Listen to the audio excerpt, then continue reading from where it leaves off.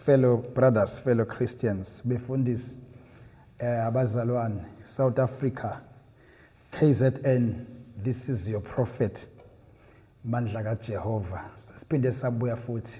We are back live. We are back on your screen, right? Ngiyathemba umusa kaNkulunkulu unisibekele nonke emakhaya sesingena kuDecember. This is the 2nd of December, 2025. There are some prophecies that I want us to look at. Last week, I think it was the 23rd of November. Besine service la esontweni, and uma sine service, I was praying for umama owayevela kwesakamthetho, from this direction of kwesakamthetho, most phuma kodondotho ubheke ngala ngaphezulu, angiyazi. And the Lord said to me, enkathi ngikhulekela lo mama, it appears to me kwavela isithombe semoto. It was a Toyota Fortuner emhlophe, a white Toyota Fortuner. Ngiyabuza uNkulunkulu, why uNkulunkulu ngibona iFortuner emhlophe? And the Lord said to me, I see, and the Lord said to me, there is an assassination that has been planned. So ngamanye amazwi usho ukuthi kunohlelo, kunetulo elikhona le assassination. Assassination, it's where umuntu ebulawa ngesihluku, noma it's where umuntu ebulawa ngohlelo lomuntu othile. Ngiyabuza ke uNkulunkulu ukuthi ubani lo muntu osencupheni yokubulawa. The Lord said to me, I just saw a word, mayor. Then ngiyabuza uNkulunkulu, which mayor? And the Lord showed me ilogo yasemfolozi. Remember ukuthi ikwesakamthethwa, it's under umasipala umfolozi, under iKing Cetshwayo. And the Lord said to me, mayor. I saw mayor, and then I saw the word umfolozi, ilogo yasemfolozi. So ngiyambuza kuNkulunkulu ukuthi kwenzakalani. Ngibuza uma bengimthandazelayo ukuthi who is the mayor, because I saw a surname Pengu. I never met mayor yasemfoloza. Angaze ngize ngihlangane naye, akukho la ngeke ngahlangana naye khona. Hlezi ngama Sundays ngisenkonzweni, Fridays ngisenkonzweni, Saturday ngisenkonzweni. So ngisho kathiwa kunemicimbi kunani, angiphumi, angimazi umeya. Mhlawumbe ubuso bakhe ngathi mase ngimbona bese ngiyamrecorda, but I never met him. Then I asked the Lord, what is happening? Ngibone le moto emhlophe, iFortuner, then the word assassination, then municipality.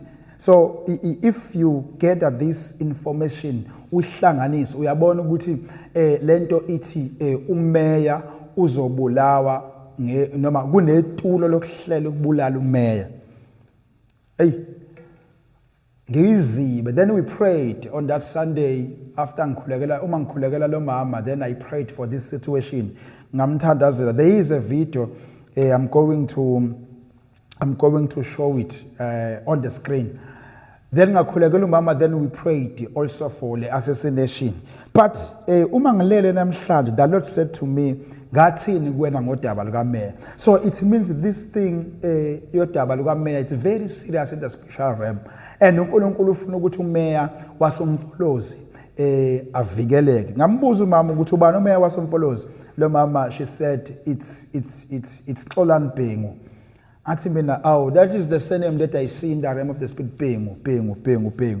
So we have to pray for umeya wasomfolozi. We have to protect him from izinhlamvu zesibhamu, from isibhamu, from assassination. But there is a verse laphana encwadini yama-Psalms. Can you take Psalms 121 for me? Psalms 121 verse number 7. uJehova uyakulondoloza ebubini bonke, uyakulonda umphefumulo wakho. Amen. Right. Can I take it from in English version? The Lord will keep you from all evil. He will keep you alive. The Lord will keep your going out and your coming in from this time forth and forevermore. So this is the verse that the Lord gave me. Ukuthi uma sesithandazela ukubulawa kaMeya, I must read this verse and fight against all evil that is planned against him. The Lord will keep you from all evil. He will keep you alive.